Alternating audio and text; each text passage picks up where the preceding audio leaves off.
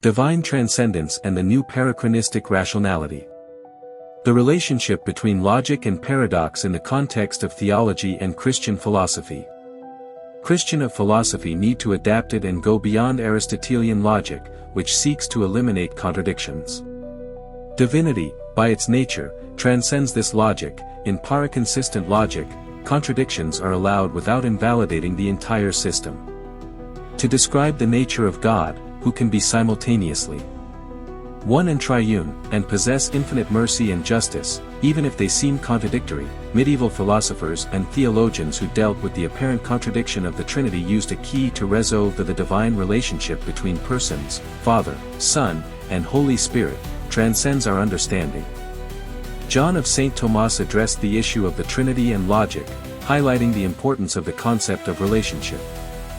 For him, the key to resolving the conflict between logic and faith is the idea that the relationship between the divine persons of the Trinity, Father, Son, and Holy Spirit, transcends ordinary logic. In other words, the nature of God cannot be fully understood by human rationality, which seeks to eliminate contradictions. And it is although the concepts of relationship that this apparent theological contradiction is addressed. For example, Duns Scotus, while Jhon St. Thomas focuses on the context of relationship and a parachronistic logic. In Duns Scotus we have the same idea, but are centered with a different approach. Duns Scotus is known for his voluntarism, which gives orimacy to God's will. For him, things are not because they are intrinsically rational or true, but because God willed them that way. For Scotus, divine logic is not subject to human reason. God's will is sovereign and free. The only limitation to God's power is the principle of non-contradiction.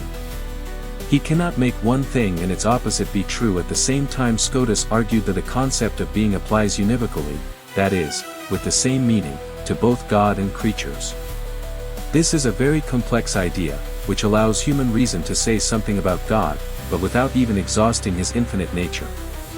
Because he is very subtle, emphasizing God's freedom and will, the foundation of morality and reality, and not just logic or reason. He served as a link between medieval scholasticism and modern philosophy.